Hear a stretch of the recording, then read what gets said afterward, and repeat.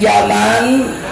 Hati-hati saudara, Allah sudah bilang yang namanya ayat suci di atas segala-galanya. Hati Allah wa hati Rasul, sifatnya mutlak. Adapun taat kepada ulil amr sama tidak melanggar Allah dan Rasulnya, sifatnya muqayyad. Saudara, tahu-tahu ada orang saudara ngaku profesor doktor mengatakan apa? Ayat-ayat konstitusi di atas ayat suci. Saudara, kita wajib patuh ayat konstitusi, wajib hukumnya, harus kita patuh. Kapan? Selama tidak bertentangan dengan aturan Allah dan Rasulnya, saudara. Betul? Betul. Tapi kalau ada bertentangan dengan aturan Allah dan Rasulnya, rubah konstitusinya, saudara. Aturan Allah dan Rasul tidak bisa berubah. Halal Muhammad halal ila yaumil qiyamah, haram Muhammad haram ila yaumil qiyamah. Nggak bisa berubah, saudara. Yang sifatnya prinsip, ada yang sifatnya ijtihadi, mungkin bisa berubah, saudara. Tapi yang sifatnya prinsip, thawabit, tidak bisa berubah. Andai kata ayat-ayat konstitusi bertentangan dengan hal-hal yang prinsip dalam agama, jangan agamanya yang disuruh rubah, tapi konstitusinya rubah. Karena konstitusi buatan manusia bisa berubah. Buktinya apa? Semenjak Indonesia merdeka sampai sekarang, undang-undang dasar sudah diamandemen berkali-kali, saudara. Betul? Artinya bisa berubah. Jangan malah ayat sucinya yang disuruh ngalah, saudara. Ibadah Allah, kita wajib patuh kepada ayat suci, saudara. Kita wajib patuh kepada ayat konstitusi, wajib patuh kepada aturan negara, wajib tunduk kepada aturan negara selama tidak bertentangan dengan aturan Allah dan Rasulnya. Akan tetapi saudara, manakala bertentangan dengan aturan Allah dan Rasulnya, maka demi Allah sampai titik darah yang terakhir kita wajib untuk mempertahankan aturan Allah dan Rasulnya. Takbir, takbir, takbir. Makanya saya sakit hati luar biasa. Tahu-tahu ada profesor doktor, saudara, ketua BPIP mengatakan apa? Musuh terbesar Pancasila adalah agama. Masya Allah, omongan apa ini? Mau ditakwil bagaimanapun tetap omongan itu salah, saudara. Kenapa saya katakan salah? Yang pertama, ini omongan menunjukkan orang ini tidak paham hakikat daripada Pancasila, saudara. Yang kedua, menunjukkan ada sesuatu antara dia dan agama, saudara. Kenapa saya katakan gak paham hakikat Pancasila? Karena Pancasila adalah hasil konsensus ijtihad para pendiri bangsa kita. Dari BPUPKI, di antara mereka ada para alim ulama, Kiai Haji Wahid Hasyim Asy'ari, putra Mbah Hasyim Asy'ari bin Nahdlatul Ulama, ada Kiai Haji Abdul Qahar Mudakir, saudara, ada Kiai Haji Agus Salim dan para alim ulama lainnya. Mereka berijtihad sehingga lahirlah Piagam Jakarta, saudara. Di Piagam Jakarta, di situ ada spirit penerapan syariah. Dari Piagam Jakarta lahirlah yang namanya Pancasila. Sila pertama ketuhanan yang Maha Esa. Terus selanjutnya sila-sila itu punya dasar dalam agama, saudara. Tahu-tahu ada orang muncul mengatakan Pancasila bertentangan, Pancasila musuh besar agama. Sudah, andai kata Pancasila musuh besar agama, maka ulama dari awal akan menolak Pancasila, betul? Tapi kenapa ulama menerima Pancasila? Kenapa ulama perjuangkan Pancasila? Karena Pancasila di situ ada nilai-nilai agama, saudara. Ada spirit agama, ada spirit syariat, dan yang paling penting ada spirit ketuhanan yang Maha Esa, yaitu Allah Subhanahu. Makanya hati-hati. Zaman sekarang banyak orang-orang yang mengkhianati Pancasila. Banyak orang-orang yang anti Pancasila. Bagaimana ciri-ciri anti Pancasila? Kalau Anda mau tahu ciri-ciri anti Pancasila, salah satu ciri-cirinya anti nilai-nilai ketuhanan yang Maha Esa. Orang yang menistakan agama, yang menghina agama, itu orang anti Pancasila, saudara. Orang-orang liberal itu orang anti Pancasila. Orang-orang ateis itu orang anti Pancasila. Orang-orang yang anti syariat itu orang anti Pancasila, saudara. Betul? Dan orang-orang yang mempertentangkan agama dengan Pancasila, pada hakikatnya mereka adalah pengkhianat Pancasila. Na'udzubillah min. Musuh Pancasila bukan agama. Musuh Pancasila itu adalah PKI. Ulang kompak, PKI. Ulang keras, PKI. Kenapa musuh Pancasila PKI? Karena PKI itu anti ketuhanan, sedangkan Pancasila spirit ketuhanan, betul? Pancasila itu para koruptor yang nyolong duit rakyat, yang nyolong jiwa saya, yang nyolong asabri, yang kantornya digeledah. Itu para koruptor, musuh Pancasila, musuh negara, musuh rakyat, bukan agama, musuh Pancasila. Betul? Jangan sembarangan kamu agama. Kira-kira jelas atau tidak? Jelas atau tidak? Maka saya bertanya, umat Islam siap pertahankan Pancasila, siap perjuangkan Pancasila, siap bela NKRI, siap bela Islam, siap bela Allah, siap bela Nabi, siap bela Indonesia. Semua angkat tangannya. Allahu Akbar, Allahu Akbar, Allahu Akbar. Sallu ala Nabi. Ini yang saya sampaikan pada pagi hari ini, saudara. Kemudian yang terakhir, ibadallah, saat ini kita di Indonesia bisa hidup tenang, alhamdulillah. Bahkan kita sebagai mayoritas, kita tidak pernah mengganggu umat agama lain, saudara. Betul? Apa ada di antara kita yang pernah ganggu orang Kristen? Ada yang pernah ganggu orang Protestan? Apa ada yang pernah ganggu orang Hindu, Buddha? Kenapa demikian? Karena kita diajarkan toleransi oleh baginda Nabi besar Muhammad Sallallahu Alaihi Wasallam. Rasulullah yang ajarkan kita toleransi, saudara. Sehingga mereka nggak perlu ajarkan kita lagi toleransi, karena sebelum kita lahir kita sudah diajarkan toleransi 1400 tahun yang lalu oleh baginda Nabi besar Muhammad Sallallahu Alaihi Wasallam. Oleh karena itu, saudara, kita hidup di sini aman, kita hidup tenang, alhamdulillah. Tapi kita lihat saudara-saudara kita umat Islam yang ada di belahan dunia lain, yang mereka menjadi minoritas, mereka hidup tertindas, saudara.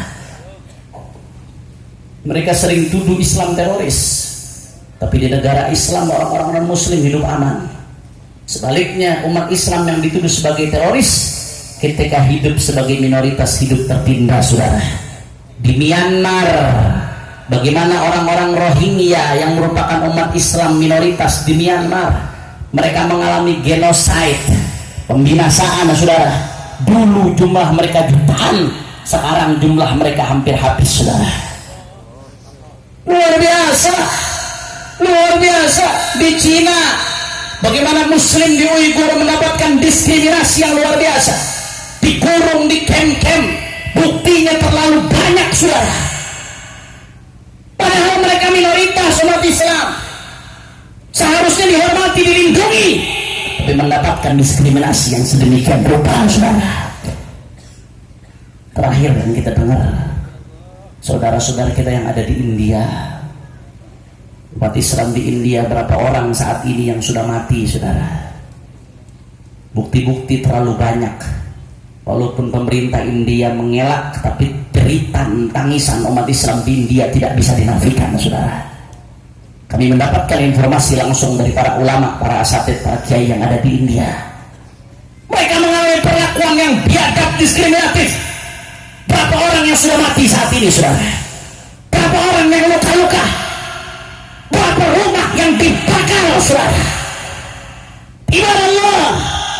Walaupun mereka orang-orang Islam, beda negara, beda suku dengan kita, beda bahasa, akan tetapi mereka adalah saudara kita, sama-sama umat baginda Nabi Muhammad. Kata Rasulullah, kalau sudah umatnya Nabi Muhammad, kal jasadil wahid, seperti satu tubuh. Idza ishtaka min hubun tada'alahu sairul jasad bisahri wal humma. Kalau ada bagian tubuh yang mengeluh, saudara, yang sakit, maka yang lain ikut merasakan sakit. Kalau gigi sakit, yang sakit bukan cuma gigi, saudara. Kepala ikut pusing, kaki ikut-ikutan malas untuk keluar rumah, padahal yang sakit gigi. Begitu pula saudara kita umat Islam di India, di Cina, di Myanmar, di Palestina, di berbagai belahan dunia lainnya. Saudara, mereka senang, kita senang.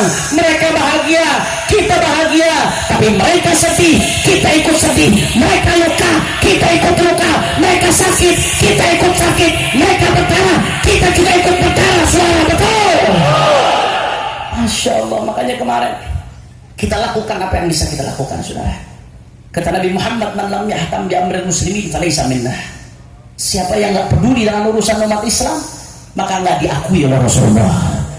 Saudara, nggak peduli kalau nggak diakui oleh presiden, tidak peduli kalau nggak diakui oleh menteri, nggak peduli kalau nggak diakui oleh pejabat, tapi musibah kalau nggak diakui oleh Rasulullah. Saudara, musibah kalau tidak diakui Rasulullah. Siapa yang tidak diakui Rasulullah? Mereka yang tidak peduli dengan urusan umat Islam. Kita lakukan apa yang bisa kita lakukan untuk saudara kita, sehingga kita punya jawaban nanti hadapan Rasulullah. Apa yang bisa kita lakukan? Yang pertama, doa. Sihamul laila tuhti walakin laha amadun walin amadin qida'u. Doa tidak akan meleset, saudara, hanya saja ada waktunya. Allah akan berikan kemenangan manakala umat-umat Islam betul-betul sidqul wijah, terus menuju Allah Subhanahu. Doa jangan pernah bosan. Silahul mukmin, senjata orang yang beriman, doa.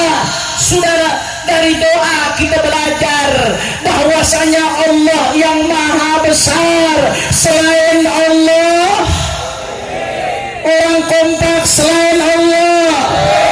Ketika kita bertakbir di sholat kita bertakbir dalam tablik akbar, Allahu Akbar, dengan begitu semangatnya.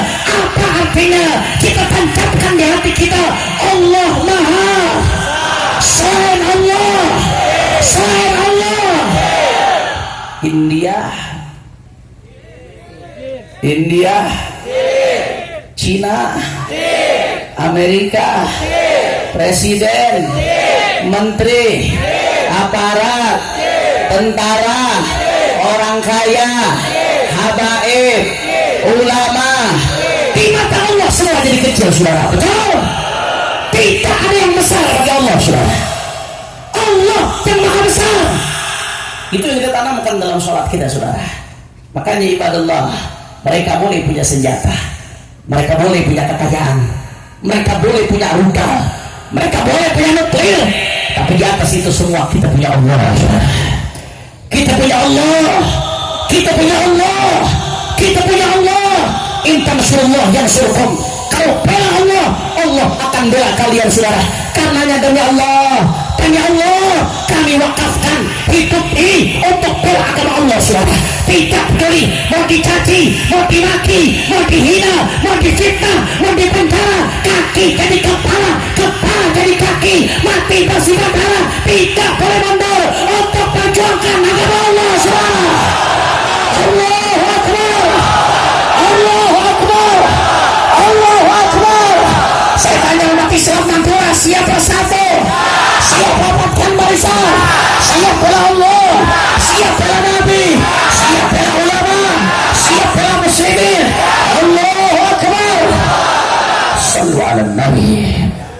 Yang kedua, saudara, kita lakukan apa yang bisa kita lakukan untuk umat Islam di India. Termasuk yang kita lakukan di Jakarta, ada kedutaan besar India, saudara. Kedutaan besar India adalah perwakilan resmi pemerintah India yang ada di Indonesia.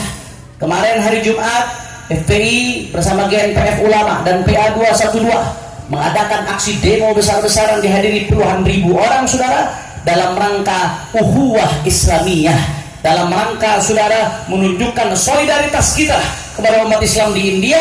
Kita bela mereka yang dizalimi, saudara. Kami datang bersama para alim ulama, ada Kiai Haji Abdul Rashid Abdullah Syafi'i, ada Kiai Haji Sabri Lubis, ada para habaib, para alim ulama kumpul di depan kedutaan besar India. Tapi apa yang terjadi, saudara? Kita minta ketemu dengan dubes India, dengan sombongnya duta besar India menolak untuk bertemu dengan para alim ulama, saudara. Luar biasa, kurang ajar. Udah zalimin umat Islam, sombong, saudara. Pelagu mau ketemu aja tidak mau, padahal kita menyampaikan aspirasi dengan baik, menyampaikan aspirasi dengan sopan, saudara. Malah apa yang terjadi ketika ada salah satu demonstran yang marah dan membakar bendera India? Apa yang terjadi, saudara? Dubes marah dan mengecam pembakaran bendera India. Catat baik-baik, saudara. Saya jawab itu dubes yang marah karena bendera India dibakar. Saudara, demi Allah, andai kata 1 juta bendera India dibakar, tidak bisa membayar 1 nyawa umat Islam yang tumpah, saudara. Betul? Betul? Makanya kita nggak putus asa. Kita terus kirim surat ke mereka. Kita minta supaya bisa dipertemukan. Kita minta supaya mediasi. Kita perjuangkan hak saudara-saudara kita yang ada di India, saudara. Dan insya Allah hari Jumat yang akan datang kita akan kembali aksi damai di depan kedutaan besar India sebagai tanggung jawab persaudaraan kita kepada saudara-saudara kita umat Islam yang di India. Makanya saya tanya, orang Madura, orang Pamekasan semua rela atau tidak saudaranya dibantai di India? Rela atau tidak saudaranya dibunuh di India? Rela atau tidak saudaranya dianiaya di India? Siap rela saudara-saudara kita? Siap perjuangkan saudara-saudara kita? Semua angkat tangannya, takbir, takbir. Sallu ala Nabi. Terakhir sebelum saya tutup saudara, mari sama-sama kita baca sholawat Badar dengan niat mudah-mudahan berkat Rasulullah dan Ahlul Badar yang punya hajat Allah qabul hajatnya, yang sakit Allah angkat penyakitnya, Allah sehatkan badannya, semua yang hadir dilapangkan rezekinya, diberkahi kehidupannya, amin ya rabbal. Tapi sebelum saya baca sholawat Badar, saya pengen semua ajak umat Islam yang ada di sini untuk baca satu zikir saudara. Ini umat Islam lagi heboh, bukan hanya umat Islam tapi seluruh penduduk dunia lagi heboh soal virus corona, betul? Nah, saudara, kita sebagai orang beriman waspada boleh. Waspada boleh. Bagaimana caranya waspada? Al-akhdhu bil asbab. Jaga kebersihan, jaga wudu. Insya Allah yang jaga wudu Allah jaga, nggak akan kena virus corona. Amin ya rabbal alamin saudara. Tapi ketakutan berlebihan jangan. Waspada boleh, tapi ketakutan berlebihan kadang-kadang mohon maaf ada yang lebay saudara, gara-gara takut corona sampai nggak mau ngaji. Di Jakarta ada yang begitu tuh, takut corona nggak mau ikut majelis taklim, tempat keramaian, takutnya ada yang kena corona nanti kami tertular. Majelis taklim itu tempat turun rahmat, dengan hadir majelis taklim insya Allah Allah jaga ente dari corona. Amin ya rabbal. Dan yang paling penting salah satu bentuk ikhtiar kita apa? Doa. Karena corona itu adalah makhluk Allah saudara. Nggak ada satupun hal yang bergerak di atas muka bumi kecuali dengan izin Allah, betul? Termasuk tertularnya virus itu dengan izin Allah saudara. Daripada kita takut berlebihan, lebih baik minta supaya dijaga oleh Allah. Insya Allah mudah-mudahan semua orang Pamekasan, orang Madura semuanya nggak ada yang kena corona insya Allah. Amin ya rabbal. Makanya saya pengen baca, ajak semua yang di sini baca satu doa yang diajarkan oleh Al-Imam Al-Qutub Al-Habib Ahmad bin Umar ibn Sumit. Beliau seorang wali Allah yang dijuluki sebagai Qutbud Da'wah. Saudara, beliau mengajarkan satu doa sebagaimana dimuat dalam kitab Sabilul Muhtadin karya Al-Habib Abdullah bin Alwi Al-Attas. Barang siapa yang baca doa ini ketika ada wabah, ketika ada virus yang menyebar, insya Allah Allah jaga dari virus tersebut.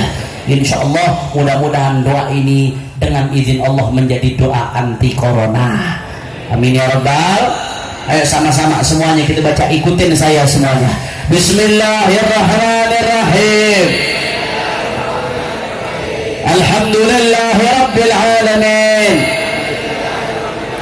Wa sallallahu ala sayyidina Muhammadin wa ala alihi wa sahbihi wa sallam.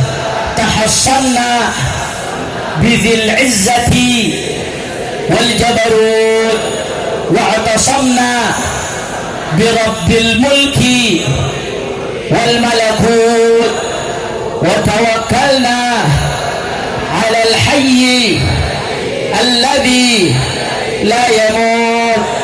Isrif anna hadha al waba, isrif anna هذا الوباء، اصرف عنا هذا الوباء إنك على كل شيء قدير.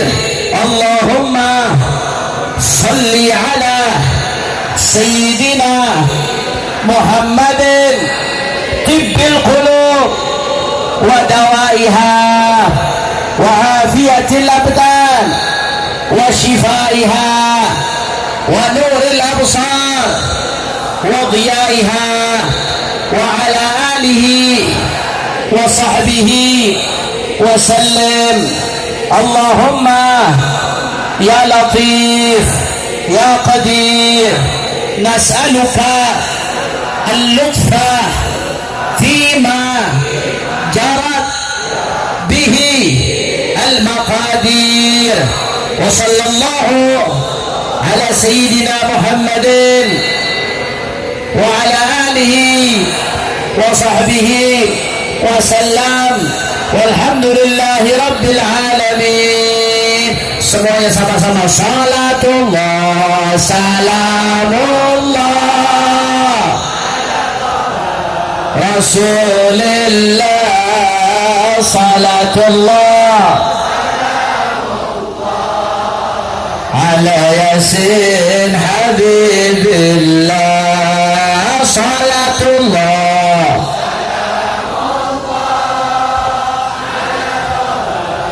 Rasulillah salatullah. Semua angkat tangan minta sama Allah berkat Nabi Muhammad. La tawassalna bismillah Rasulillah tawassalna وبلاد رسول الله وكل مجاهد لله بأهل يا الله صلاة الله الصلاة والسلام عليك يا رسول الله الله صلاة الله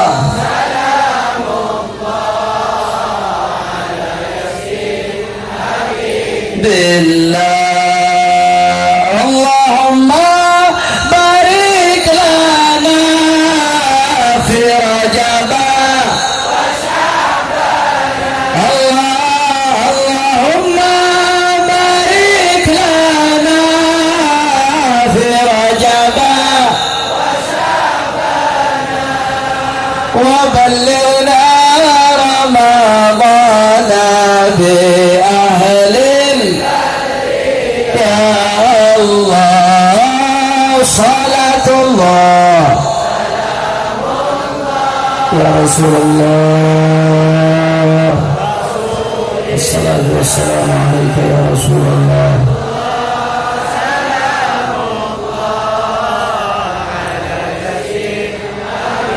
بالله مولاي صل وسلم أبدا على حبيبك خير الخلق كلهم